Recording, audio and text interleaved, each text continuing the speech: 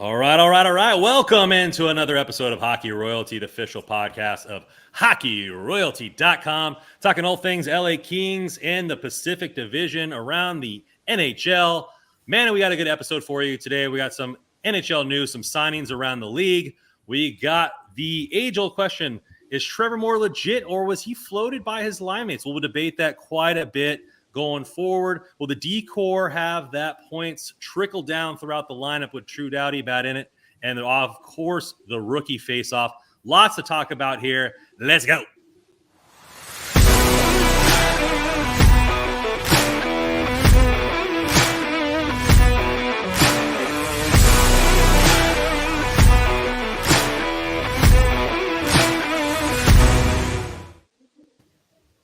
All right, guys. How's it going, Joe? Welcome in. Good to see you back. How you been?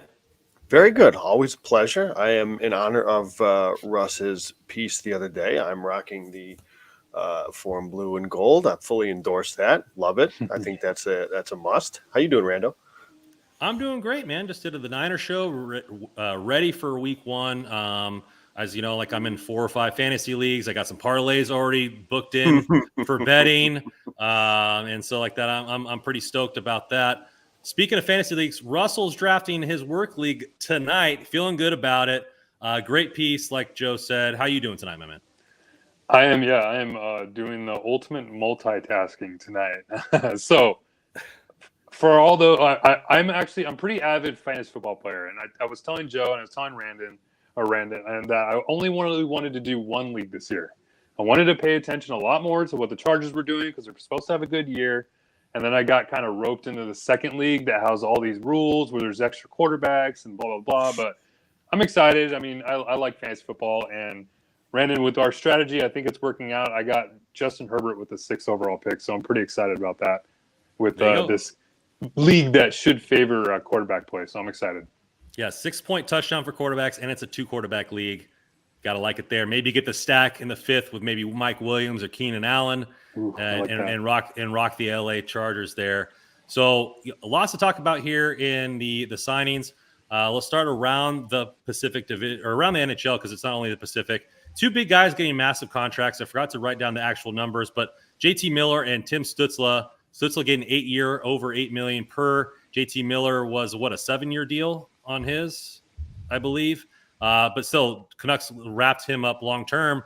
Let's start with the one outside the division with Tim Stützle. Obviously, comparisons with Quentin Byfield in that draft, having success early on in his career and getting paid for it. Obviously, we talked about this with the Kempe. Do you pay for future production or do you pay for what he's already have?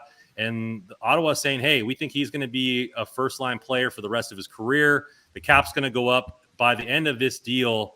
We're going to be looking mighty good, only paying him $8 million with compared to what the production he's been putting up.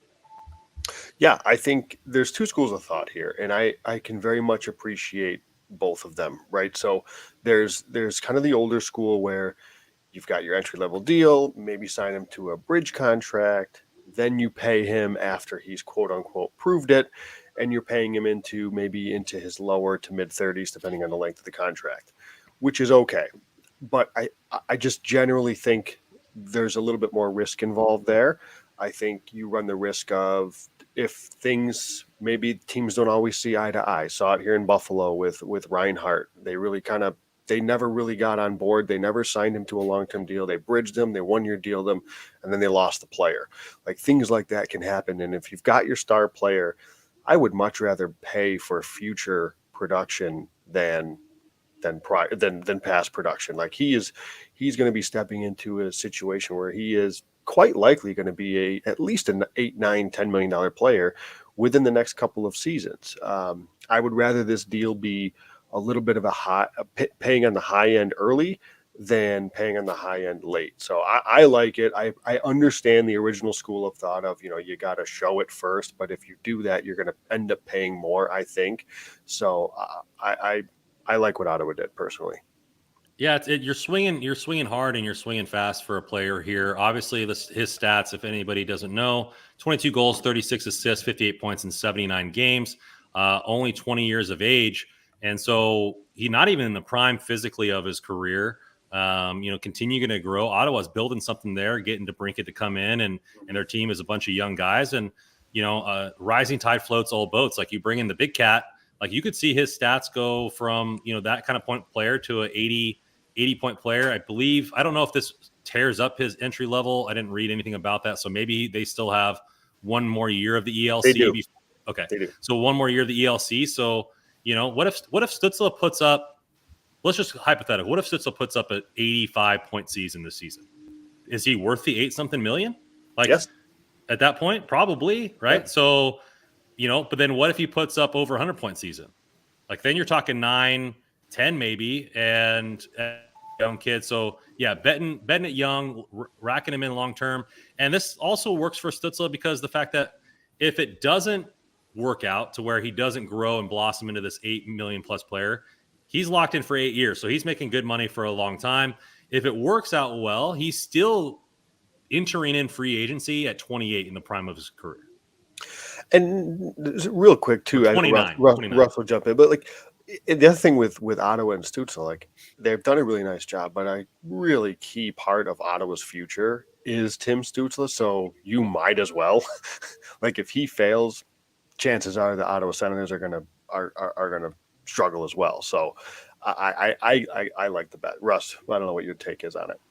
Yeah, it's definitely surprising when I saw that go down today. I mean, $8 million for a player that just turned 20 years old, or he's going to be 20 in January or 21 in January. You don't really see that much in the NHL, and especially considering with the kind of Kings comparison with Quentin Byfield being selected right before Tim Stützle obviously could have been a King. They'd opt to go with a little bit more development in terms of Quentin Byfield, but I mean, the thing that is interesting is Tim Stützle, I think, only had like 8 more even strength points or 5-on-5 points than Arthur Kaliev. Like, he was actually a lot more productive in terms of power play production over even strength play. But obviously, he's going to be a great player. It's just at first you look at it and you're like, wow, like, why would a team give a player who's somewhat unproven that much money at that much long of a deal? But then you're thinking, like, if he really is going to be that good, then with them all the news of the salary cap possibly going up in the next couple of years, like by $5-6 million, this salary or this contract's going to look extremely great. But yeah, go ahead, Joe. To say, a lot of people are have all of a sudden jumped about and talked about Jack Hughes. They did the same thing with Jack Hughes. I mean, he's coming off a really big season. What do you have? 56 points in 49 games at Hughes. But this contract that Hughes was signed in November, I think, of 21. So it's not like he had just came off this monster season and then signed the deal. This was signed early in the season, early to midway through the season. So when you look at he was 2 years into his 2+ years into his entry level and signs this deal. Stützle's 2 years into his entry level, signs this deal. Stützle's got a larger points per game. I know that's not all. There's other factors here, but like he's got more points per game than Hughes did, and yes, it makes the Hughes contract looks great because guess what? Hughes popped off last year in his 3rd season, and he's now at a bargain at $8 million. And I don't think it'd be a surprise if we see Stützle and do something similar in year 3 or 4, where all of a sudden, this is a bargain.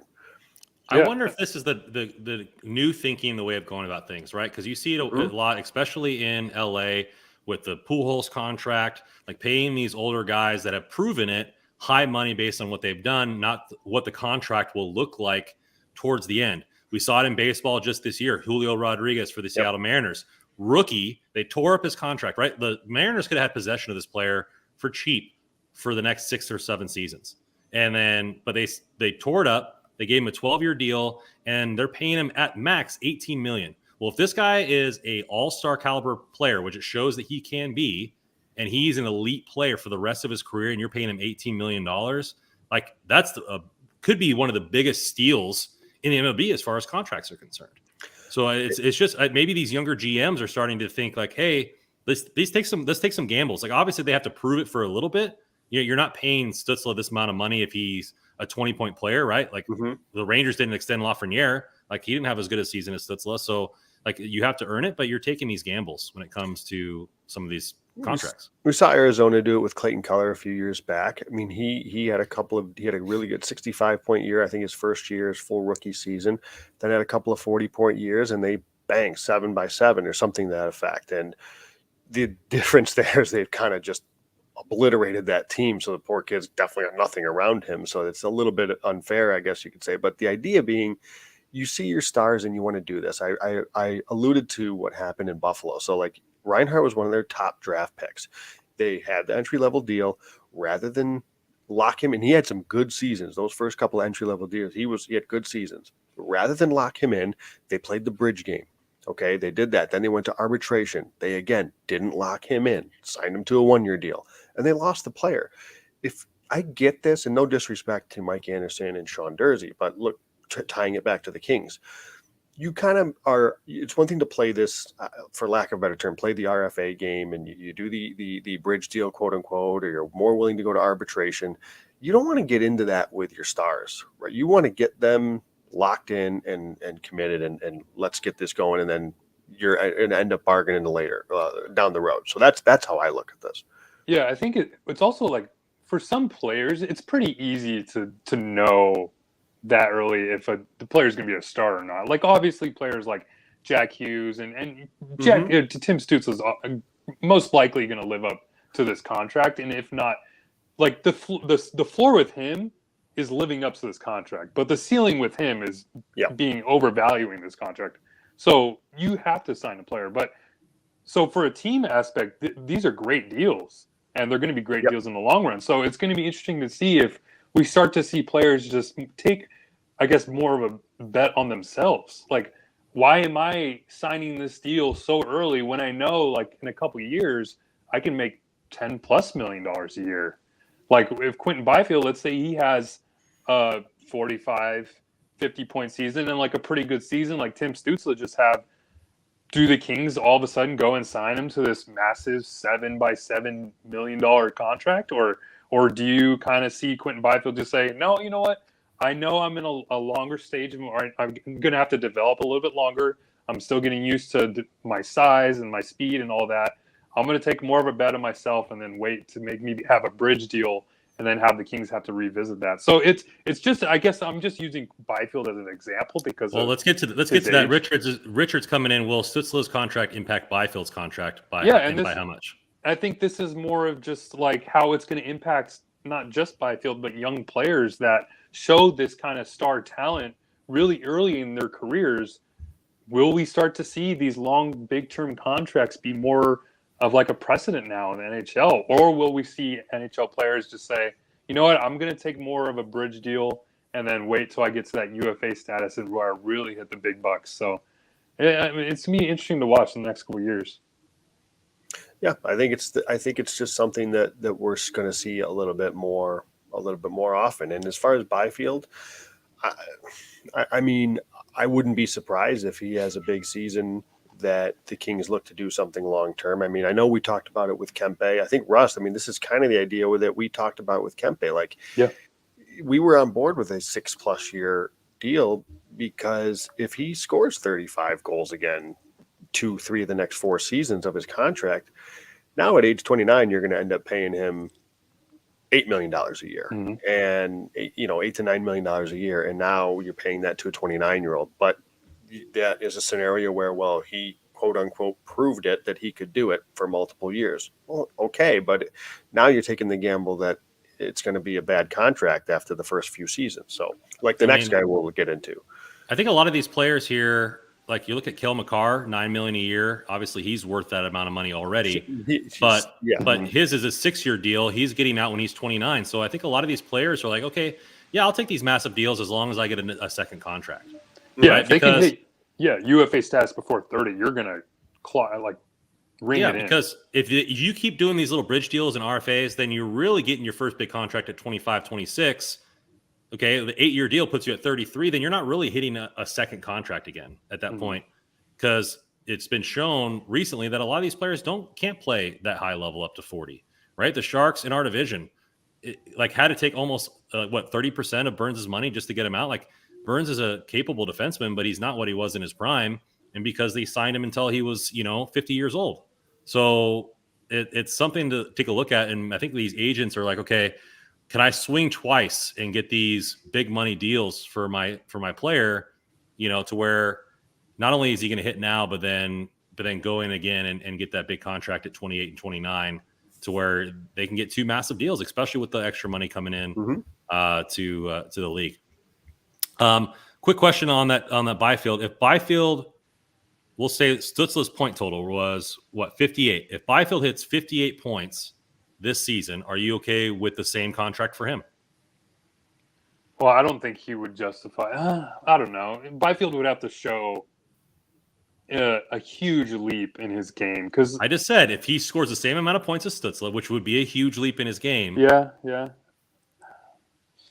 I don't know. That's hard. The Kings aren't in a position to do that right now as far as the salary cap. I mean, because you still have Kopitar, I think, one more years after that. One more year after this. Yep. Doughty, obviously, and Fiala now on the books. Offering Byfield an $8 million deal or $7 million deal, that would be kind of hard to fit in, especially as we're barely even fitting in Dursey and Anderson right now. So I don't know. I don't think so. No, the reason I would say I'd be on board with it is because this is why you drafted him, to be the number one center. And if in 3-4 years you have a number one center at $8 million and he's performing as we expect Quentin Byfield to, then that is a bargain. That said, I just don't think if he has this 1 year that he's going to command quite as much. He doesn't have quite the NHL, even though Stützle has only got 130 games or so in the NHL, he's at least got that to fall back on. He's played 2 full seasons. Right. So, and Byfield hasn't quite had that. So it would be, it'd be after his kind of 2.5 or whatever we're at, or no, not even 2.5. This would be his second season. So I would be on board with it, just because, listen, this is why you paid him. This is why they drafted Stützle there. This is why the Kings drafted Byfield, is to be your number one center. So if he starts to show signs that he is taking off, get him in, and it'll be a bargain down the road. It'll be interesting to see if Byfield if Byfield uses this as almost like a platform now, like, hey, look, it's Tim Stützle got this point total last year. I just hit that point totals this season. Why aren't I getting offered this same similar type of deal when I'm the same age, drafted higher? I mean, this is this going to set the precedent now for future young NHL young stars? That'll be the big question. Let's get to a contract that a lot of fans in Canada are not happy about. JT Miller being signed. I pulled up the contract details. It looks like 7 years at $8 million per. No movement clause for the first 4, and then a modified no movement clause starting July 1st, 2027, where he can submit a 15-team no trade list. Obviously going to be in the Pacific for a long time. What do you feel about this deal, and how does it affect the Canucks? I mean, it keeps the Canucks, competitive. I think you had to keep JT Miller. You couldn't get rid of him. He was their best player last year. So, getting rid of JT Miller would have just kind of stunted the development of some of their younger stars, because it probably would have put them in a position where they had to succeed or produce a little bit more. Now you have JT Miller kind of solidifying on the top line with Vancouver. I think that helps them out and to be competitive and compete for a playoff spot, which I think they will this season. Sorry, I'm picking in my draft right now. Let me take Clyde Edwards-Helaire. But it'll be interesting with JT Miller now on the books. They were trying to get rid of him to kind of fit in bigger pieces like Bo Horvat. Elias Pettersson, too, is going to have a big deal coming up after the next season. So that'll be something to watch in Vancouver to see if what are the residual effects of this new surprise deal for JT Miller. Yeah, if you pull up Cap Friendly for the Canucks, right now they're at negative projected cap space. The only big UFA coming off the books is Bo Horvat, which is their captain, at $5.5 million. No other contracts coming off the books by the time, I guess that's not true. Tanner Pearson will be coming off the books the same year Elias Pettersson is. So, is that showing that, maybe they don't have the move, or they don't have the money for Elias Pettersson, or they're not worried about it because they're assuming the cap's going to go up and then they can make some hard cuts to sign him long term? I don't think they let him go at 23 and being the best player on their team. No, I think Horvat's here to stay, and I also think Elias Pettersson is going to be to stay. I think the odd man now is going to be Brock Besser at some point. I think actually it was Thomas Drance had a tweet the other day I think he's of the Athletic, yeah, that had their GM had named the core of the team, and he said Quinn Hughes, Thatcher Demko, Bo Horvat, Elias Pettersson, JT Miller. Notably absent from that was Brock Besser, who is still under contract for 2 years. So I think, reading between some of the lines, that he's 3 years, I should say, for Besser. I think he may be the odd man out at some point. And yeah, this is a competitive team. We've talked about the Pacific Division a lot in this offseason here on our show, that this is a much better division. These bottom teams are absolutely, with the exception of San Jose, are absolutely coming up to the pack. This is going to be a grind of a division. Vancouver, I think, is going to be in the mix. I don't think they got the defense core to do it. That's a pretty good forward crop, but I just don't think their D is good enough. I think they have a great goalie. I don't think their D is good enough, but they're going to be in the mix. They are competitive enough for sure. You think Luke Shen as a top 4 D-man is not going to be good enough? Yeah, I mean, that's going to be their biggest downfall. But I mean, Thatcher Demko's a great goaltender, and they got to. I mean, you just look at their forward core; it looks great on paper. They should be a playoff team. But I mean, yeah, like you mentioned, the Pacific Division is going to be so much better this year. Vegas is obviously, we've talked about this multiple times. Vegas is going to be healthy.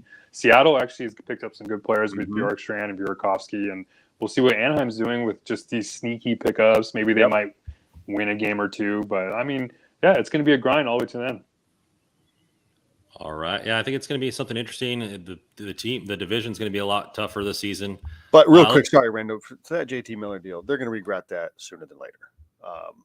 I mean, I say regret. I think they're obviously doing it because they want to keep this, if they're calling it a window of to be a good team in Vancouver, but it's not going to age. I don't think the contract ages well. Yeah, and that's another thing too, is like Vancouver feels like this, like I say, they can gun for a playoff spot, but they don't look like a Stanley Cup contender to me, at least. And they're barely a playoff contender. Yeah, and it kind of seems like with all these moves, they're kind of just like floating, really, just along. They didn't blow it 7-8 seed. Yeah, no, they haven't blown it up, and then that's where it kind of took Anaheim a little while to kind of figure it out. Like they were re-signing players like Silverberg and keeping Lindholm around. Like no, they just needed to blow it up, and sure enough, the last season they have, and Vancouver just can't figure out whether they want to. I mean, it's a franchise that's never won a cup. They're just constantly just kind of grasping. But it almost feels like they have to at this point. Well, they're not. Yeah, but I think they have figured it out, and they've made the decision. We're not doing it. They signed Ilya Mikheyev to a $4.75 million deal at 4 years. They just locked in JT Miller. They made the big trade for Connor Garland last year. You know, they're not. I mean, they're in. I don't know if I agree with it, Russ, but they've made the decision. They're not selling. They are not blowing anything up. Be interesting to see if who is the odd man out, if it is Besser, if they're able to make some sort of a hockey trade to address the decor. I got my bud in here. We did a show on Tuesday regarding the Niners. Amin the Dream, San Jose Sharks fan, will give him our opinion on his team. What do you think the expectations for the Sharks are this upcoming year? Do you think they got the right guy in Dan Quinn? I think they'll be in the tank hard for Bedard sweepstakes, and they should be. The draft is thick. I think they'll be able to be near the bottom of the division. They're obviously retooling. I don't know much about Dan Quinn. Do you guys have an opinion on him as far regarded him as a head coach? David Quinn, former coach at he's in Boston. I don't know if it was BU or BC now. I'm drawing a blank, if I'm not mistaken. It was with the Rangers for a bit. I think he's a good guy to get around for a team that's about to be in transition. You mentioned they're probably going to tank. I don't think they're going to be bad enough. They'll be the worst team in the division, but I don't think they're as bad as like Philly or Chicago are going to be, or Arizona, obviously. So unfortunately for San Jose, I don't think they're going to be bad enough to get Bedard, but they will be selling some pieces. I think they'll be making Mitch Koff and Leo Carlson aren't bad. Right, exactly. Either. Right. So I think he's a good fit for for what is going to be an evolving team. They're going to be getting younger. They're going to be getting these high prospects and picks. So I actually think that Quinn is a pretty good hire there. Yeah. Yeah. I mean, if you're going to be bad at any point, this is the year to do it. I mean, with the sheer talent coming up in this draft, I mean, fans should almost be happy that a team is bad at this point in the years or whatever with the draft class coming up. So I mean, Bedard, Mitchkoff. It's going to be you're going to find superstar franchise talent. So any top 3, top 5 pick might find a good player for the rest of their franchise years to come. But with Hurdle and Couture and Timo Meyer and like I don't know. Those are 3 really, really talented guys, and I know it gets pretty thin after that. But they're going to get William Eklund probably from Sweden this year to play a full season for him, and I really liked what he put on the tape. Yeah. So yeah, I don't think they're going to be. I think they'll be close to bottom 5, but I don't think they're going to be in the high percentage chance for that lottery ball to hit. Yeah. Agreed. So, yeah, I mean, just prediction here. Obviously, first several years of McDavid in the NHL, Bedard's the next highest star since McDavid to come out of the draft. Do you think over or under the point total of what McDavid's been putting up for the first several years? That's so I think hard. it depends on where he goes. Because, I mean, when did McDavid hit? What was his rookie season? You're making me look up his point totals. Ooh. I can do it And real then, quick. while you're doing that, it's just so hard to like when you're seeing a guy in McDavid do what he's doing that we've never seen in the game of hockey before. With he's incredible to think there's a kid that could do what he's doing and more. And I'm not to say he can't. It's just crazy. He was a point per game player at 19. I mean, Bedard's been talked to be the next McDavid, if not more. for a couple years now. Yeah, he seems to find. I mean, I've only watched Bedard just in certain tournaments and here and there, but I mean, some of the things he's able to do just remind you of McDavid, and even more so. So, and then playing up again the World Juniors, he broke Gretzky's records. So, you're looking, and he'll be playing in this next one too. So he make even more fans happy with maybe Coyote fans or whoever, Philly fans. But yeah, it's going to be interesting to watch that rookie season. That whoever gets him, that fan base is going to be ecstatic. That's going to be like we're going to see the same videos we saw when New Orleans drafted Zion Williamson in the NBA with all the management just celebrating when they found out they got the first overall pick. That's going to happen in a management room for some of these NHL teams. Oh man, that's gonna be crazy. All right, let's go to speaking of young guys, we're going to the rookie face-off here. Russell posted it a couple days ago on Twitter. It's the rookie face-off 2020. It's going to be in San Jose Friday, Saturday, and Sunday, the 16th through through Monday, the 19th. Mm-hmm. The Kings will play 3 games. They'll start off against Colorado, then Vegas, and then they'll end the series or playing the Sharks at Tech CU Arena. Is that the new sponsor for their big stadium there? Did they get a rebrand too? No, this is actually a brand new arena just down the street from downtown San Jose. I think it's like 5 minutes down the street. It's going to be where the Barracuda play. So it's their new minor league affiliates arena. This is the Kings game. I think it's Avs game on Friday at 2 p.m. is actually going to be the first sporting event in that arena. So that should be if you haven't been to the rookie face-off, I mean, last year was in Arizona, a couple years before that, before COVID, was in Anaheim. It's so much fun to watch these. I mean, you're watching pure NHL talent, obviously, and you get to see players last year, like Quentin Byfield and Brant Clark. I don't think Brant Clark didn't play last year, but Sean Dursey was actually one of the stars. Jordan Spence looked really good. Jordan Spence is probably going to be back on this year's team. Quentin Byfield most likely. But I'm anxious to see what some of these young stars do. I'll be up there in San Jose watching a few of those games, so I'm excited to be up there and see. Hopefully, we get to see Alex Turcotte in there. Brant Clark hopefully will be in there. Martin Chromiak hopefully will come back. But yeah, you get to watch a lot of the Kings young stars and play against some NHL talent against their rookies too. So should be a fun weekend. Yeah, there's 3 names. If I had to pick one from like each position, a forward group, a D group, and the goaltenders, I'm very interested to see David Hrenek. Assuming he's there and going to get a look, I'm very interested to see him. I want to see how Helge Grans takes this next kind of step. This is a big year.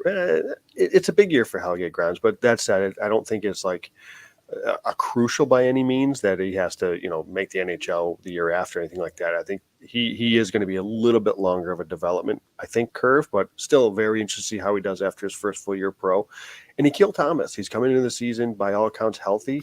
He was awesome down the stretch last year, Rando. We saw that in Ontario. And like this, of all the prospects that get talked about, he is kind of somebody that, and you understood it at the start of last season because he had the double shoulder surgery. You weren't for sure when he was going to be back. And, so it was easy to overlook him. But the way he ended last season, I think he should be getting a little bit more buzz as we enter 2022-23. So curious to see him in the faceoff as well.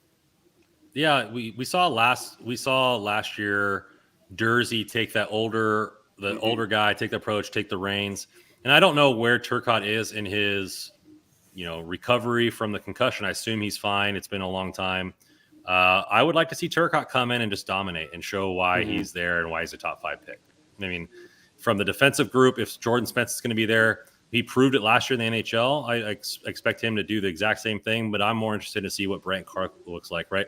And I guess this is just the ad nauseum that we've talked about the prospects and not seeing any development. Like for Kings fans, like wouldn't that be like awesome if you saw Turcotte and Brandt Clark dominate this tournament? Like you'd be like, okay, great. Like this looks like an upswing for these guys. Yep. Obviously, if Byfield's there, you want to see that from him too.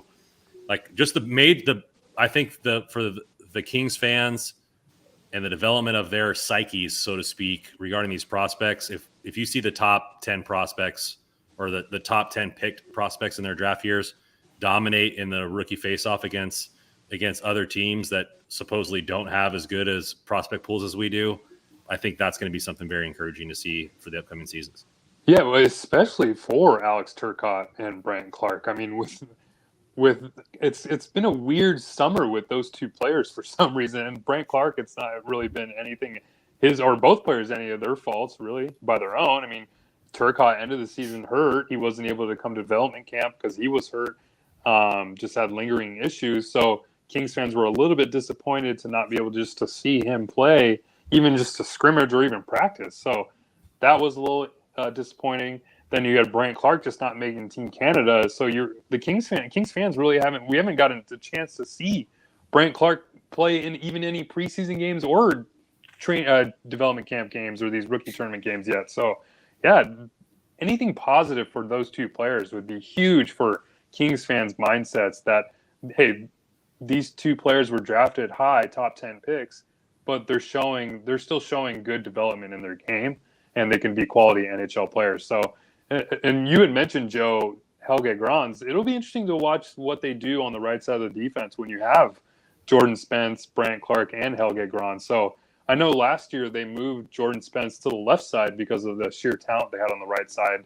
So maybe we see that again this year when we see Jordan Spence play a little bit more of a versatile role moving on that left side, which would help his, standing on the NHL roster too, if that had to happen.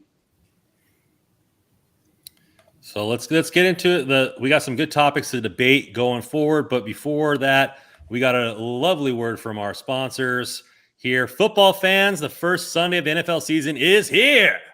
And DraftKings Sportsbook, the official sports betting partner of the NFL, is giving new customers a can't-miss offer to celebrate the return of the NFL season. Right now, new customers bet just $5 and get $200 in free bets instantly. And as an added bonus for Week 1, everyone can experience the thrill of DraftKings early win promotion. It's simple. Bet on an NFL team to win. If your team leads by 10 points at any point during the game, you are paid instantly, even if your team ends up losing. Call to action is download DraftKings Sportsbook app now. Use promo code THPN and get $200 in free bets instantly when you place a $5 bet this Sunday. That's right. Use code THPN only at DraftKings Sportsbook, the official sports betting partner of the NFL. Minimum age and eligibility restrictions may apply. See show notes for details. I was used to that summer one for so long, and that one kind of, got me hyped for some football this Sunday. Going to be out there. Always celebrate the first football weekend of the year with my boy Peter Stathis. We meet up and watch the games. It's been a 8-year tradition, and it's going to continue going on. So Speaking of traditions coming in here, a tradition of the Thousand Oak native putting the puck in the effing net is Trevor Moore having an outstanding season last year. But it's a little bit of a debate here, right? Did Trevor Moore came out of nowhere, shot out of nowhere? Is he being elevated by the likes of one of the best two-way centers, Corsi guys, and Philip Deneau? Is he elevated his game to where he's bringing more to that line? Is it a combination of both? I want to see points flying off the table. And we were going to do this topic last week. We've let the boys do some research. We've let Russell, calculate all the statistics for a week. So I expect some good deep dives in here, fellas. Let's start with Joe here. What do you feel about this?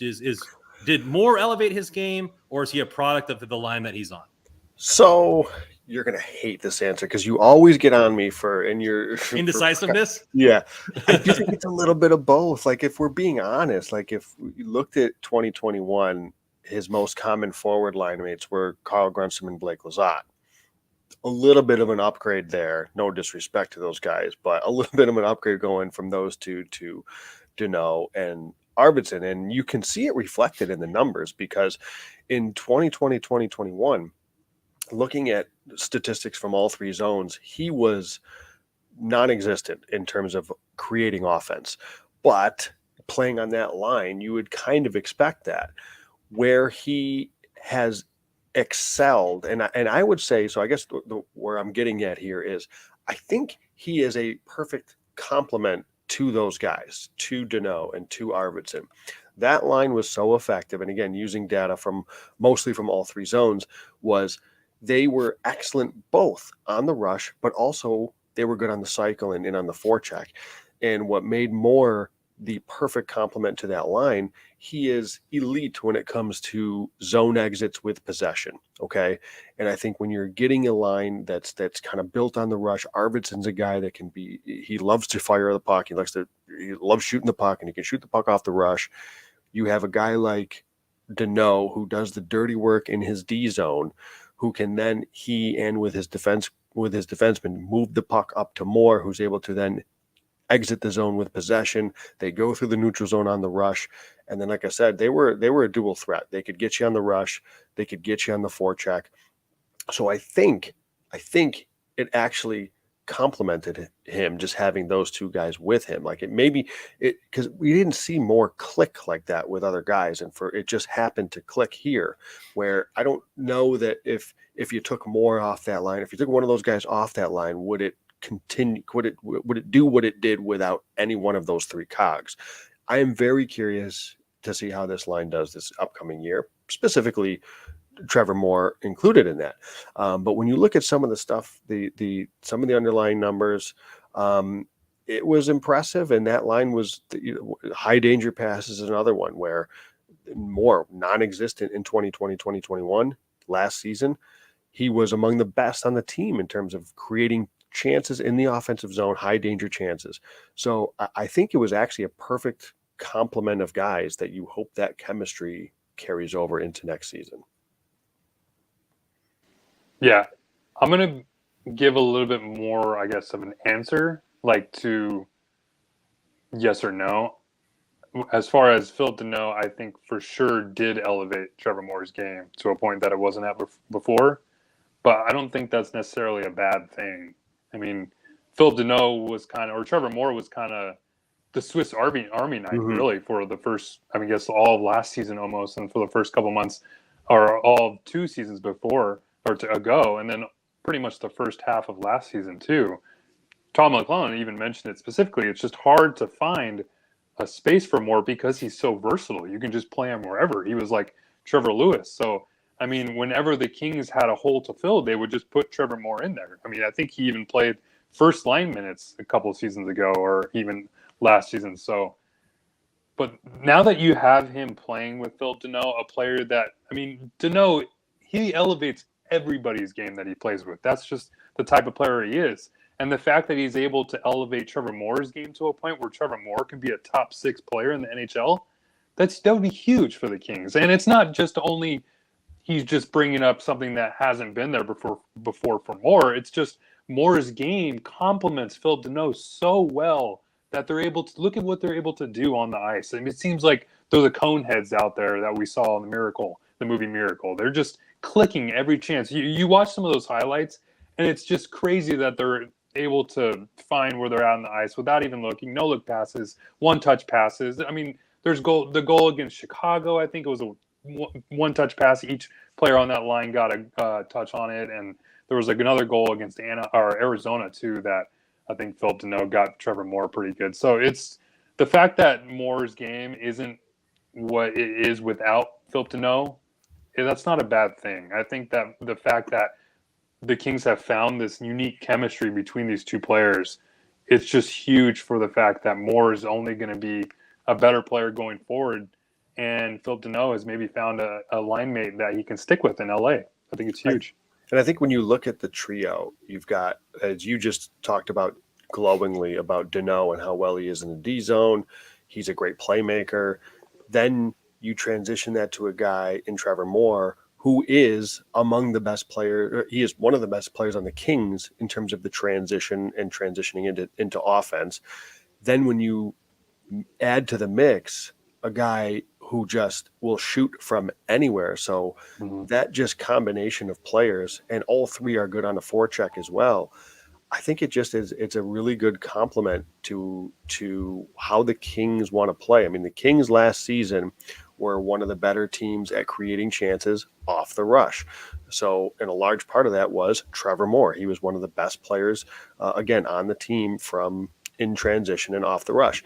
I will say, I think it's reasonable to expect some sort of it may not be quite as good, right? We all fell in love with that line last year, and it just has that feel of like it's impending doom.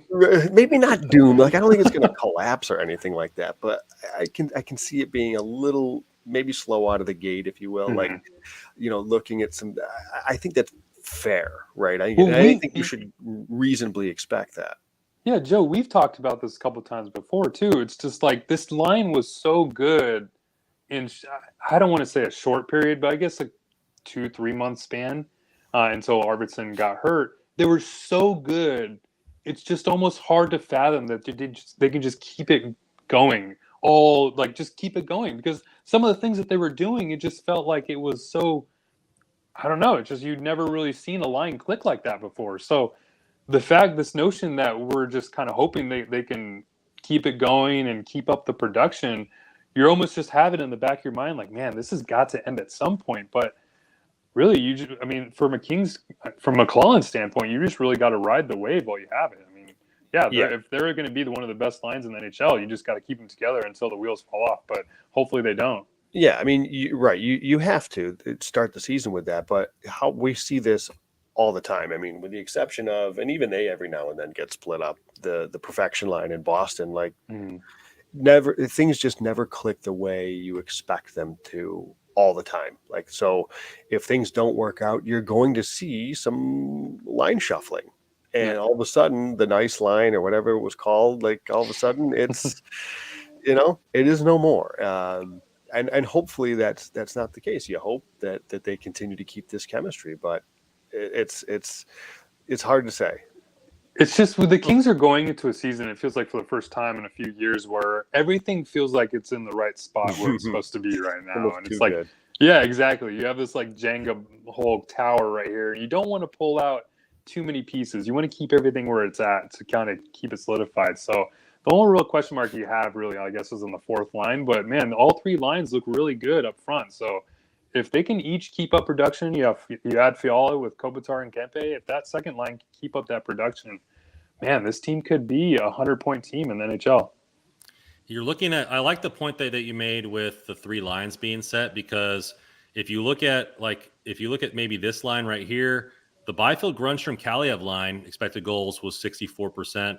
And so like that third line looks good. I mean, obviously you maybe assume Iafallo is going to be there. What I'm looking at here is Deneau, I think, definitely raises all boats, because none of his lines were outside the top 8 in production. No matter who he was paired with, he was driving the force, whether it was Iafallo and Athanasiou or the Arvidsson line that we're talking about. But that the Moore Arvidsson line played the most minute combinations of any forward line on the Kings last season with 472 minutes. So I think something has to be said. I think Moore maybe didn't elevate his game like to the high. I don't think it elevated his game as much as the note raised his game for him, with the Tide. But there was some stuff that you have to tip the cap to Moore. I mean, didn't he have the most shorthanded goals on the team, and if not in the league? In the NHL, so, yeah. Right. So like he's definitely doing what it takes to do those things. But I think what you said with the pieces fitting and being a Swiss Army knife, if you look at the two most effective lines that he was on, was when Deneau and Kaliev and Moore played. I mean, granted, it was a smaller sample size, only 78 minutes. But there you have the same thing, right? Kaliev's a shooter. He's doing whatever's necessary. The zone entries, and Deneau's doing the same thing. Like it's, almost like the thing you're looking at for all you Chell players is, right, you got to get the chemistries right to get that +5 bonus, right? And so it's just you're doing what it takes to get there. And I think having a shooter, having to be the 200-foot player, and then the Swiss Army knife for whatever your line needs to be is going to be something that you need to look at, because he's not successful with every line, right? The Kupari Grunstrom Moore line was one of the worst on the team. You don't have a shooter there. Like you have a lot of redundant two-way type guys. And I think having that combination of skill sets is really what set that second line apart, to where you had somebody that can do everything. You had a shooter, you had a 200-foot player, you had a zone exit guy. And I think that's what made that so effective. So I think going forward next season, obviously the pieces still fit. Maybe Moore has a similar point total, but I think mainly it was Deneau raising that line. Obviously, playing with Deneau and Arvidsson are a lot better players in the fourth line, and Moore raised his game in the right areas to make that line successful. And I don't think it's a problem if Deneau is the key to the line, because they're going to play together again. It's not. It's not a problem, but like it's good to debate, I think. Yeah, and No, I think we're learning to see what Moore is, right? And he is excellent in transition. He's excellent at zone exits. He's excellent through the neutral zone. He's excellent in zone entry possession. So you want to make sure that he's on a line that complements that. You want to make sure that you have a shooter on his line. You mentioned when he was with Kaliev, that worked. You can see why that would work. So if you've got a strong defensive center with him, and then he's able to do the rest in transition, and then you have a shooter, yeah, you have something there. Now, if Trevor Moore repeats, I mean, even if he just repeats his 48-point total with 17 goals and 31 points, I think that would be pretty good as far as King's standpoint. You're hoping to get more production from adding Kevin Fiala. You have Quentin Byfield and Arthur Kaliev hoping to score a little bit more. So even if Trevor Moore, I mean, and most of that point total was only got in a half a season once he got placed with Deneau. So I do have some stats that I did look up. I look up on naturalstattrick.com. So it's funny because we talked about how I even mentioned how Trevor Moore maybe was elevated a little bit more, or was elevated a lot more with Philip Deneau. But Trevor Moore without Philip Deneau and them two just by themselves, they each had actually the same amount of expected goals percentage. And then once they got together, which was around 51 by themselves, but once they got together, it was around 58. So, man, if they can, that chemistry, it's just so well formed, because like you mentioned, Joe, you have Arvidsson, the shooter, you have Deneau, the two-way guy, and you have more of the transition player. It's just like that extra 5 bonus points that you get like in Shell, Brandon. Yeah, I think it's something to be interesting here, and we had it brought up last time, and we said we kept scooting this topic down the road. But if Arvidsson doesn't start the season, who do you put on that line? And who is your gut feeling Kaliev based on the shot, or because I mean Iafallo is not a shooter, right? But do you try to kind of formulate that line there? No, it's not Iafallo. I would say it's either Kaliev, or what you guys both talked about last week is one of the rookies, a Fagemo or a Chromiak, a guy that is of that shooter mold, right? And I think that is a direction. Like, say Gabe Vilardi, for example, he wouldn't make a whole lot of sense. He's a slow the game down, playmaking winger at this point. Remember, Gabe Vilardi is a winger at this point. That doesn't mesh because nobody's shooting in between Moore and Deneau the way Arvidsson does. So, like, I'm not expecting 27 goals from Phil Deneau again. So, like, just putting that out there. So, I don't think Vilardi would be a great fit. They made they may control the possession. They may own the puck. I just don't know who's shooting it. So I think it would be a Kaliev or like a Fagemo, I think would be a good fit too. I think you make a really good point. I wouldn't want follow up there too, because like we've just talked about, Arvidsson is the shooter on that line, even though they've all got their goals in their own way. But if you have to fill that spot, you have to find somebody who can skate with them, have some pace, and then someone who can shoot. And I think the best player to do that in a Kings organization right now is Samuel Fagemo. I mean, he's a really great skater, and he just loves to shoot the puck. So if, let's say, Arvidsson is out for maybe a month just to start the season, why not give Fagemo a shot in the top six, or just see what you have up there? You can have IFL slot up and down, maybe for more defensive type roles if they need to focus more on a defensive face-off.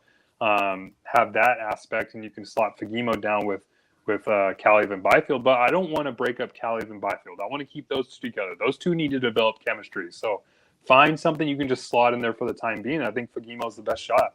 And to that point with Kaliev and Byfield, I think Iafallo can complement those two sort of similar the way Moore does with Danault and Arvidsson. Iafallo, really good defensively, excellent at exiting the zone with possession. So again, he can help those two young guys transition, get the puck from D to offense. He's not as effective on the rush. He's not as effective in the offensive zone as Moore. So I think it's a little bit different of a comparison, but I think it's similar enough to where he can complement those two guys the same way Moore is a complementary player to Danault and Arvidsson. Yeah, those three have great chemistry, or a great mix. Like Iafallo, definitely the forecheck guy. And you want to have that forecheck guy with a player like Byfield who can kind of get some more space and then find the shooter in Kaliev. So those three complement each other just as well as the second line with Moore, Danault, and Arvidsson do. Richard coming in here saying if not Fagemo, then Chromiak. He's a killer sniper. AI will be great on the third line with Byfield and Kaliev. I think we're initiating a lot of things. The top nine is going to be good, but they're going to be stacked there. I think it's going to be interesting to start the season. We'll see what camp brings for Arvidsson and whether he's going to be healthy. But even if he's healthy, it usually takes a while to get the rust off, right? Well, I don't know how healthy is it going to be, like what we saw from Akil Thomas, like where he's healthy enough to be on the ice, but he's a little slow behind what's going on, or what's going on there. I mean, in your opinion, if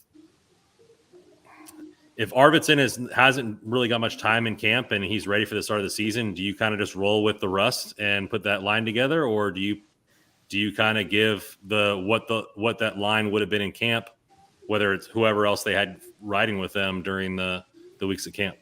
I think you with Arvidsson, you have to give him, especially with the injury he had. I think it was hernia surgery. You have to give him as much time as you can. So maybe that's what kind of the Kings are doing. Just, hey, I mean, this was kind of almost expected that this injury would kind of linger to October. So maybe, I don't want to start any conspiracy theories, but maybe they're just kind of Kucheroving him along to keep him on LTIR. That way they can kind of sneak in Mikey Anderson and Sean Durzi. So it'll be interesting to see if Arvidsson is skating and maybe not wearing that red jersey in practice when training camp starts. Because, I mean, camp's only probably 2 weeks away from today, and we're recording this on Thursday night. So expecting it to start on the 21st, so we're getting close. Yeah, you want him healthy at the start of the season, and if he's healthy enough, then he's cleared, then he plays. I mean, but otherwise, you don't rush it. You don't want to rush something like that, because the re-injury, you don't want to deal with that. So you just make sure Arvidsson's healthy. Yeah, I'm not campaigning for let's just put Arvidsson on the shelf just to kind of sneak in these guys. But if he's healthy, he's healthy. And Arvidsson's one of the better scorers that the Kings have. So, but if that injury, if there's any sort of, I guess, question marks in terms of his conditioning or whether it's healed, then you take as much time as you can with a player like Arvidsson, because you don't want to go into later end of the season where you're missing him and this comes up again. Do we think, because we have talked about this, like we basically are kind of thinking the top three lines are pretty much set. Do we think that's the case? I mean, obviously we think that's the case, but do we think that is the case? Like, honestly, do we believe, like, could we see a surprise somewhere? And I'm not talking a trade. I'm talking just line shuffling that catches us off guard? Do we think there's that possibility still? And what could be is Byfield, does he start as a third line? Does Kaliev start on the fourth line with Lizotte because of his season last year? Does Grundstrom get a look up on the second line if Arvidsson's like, do we think we're assuming that this is all kind of like pretty well slotting in, but maybe there's some surprises.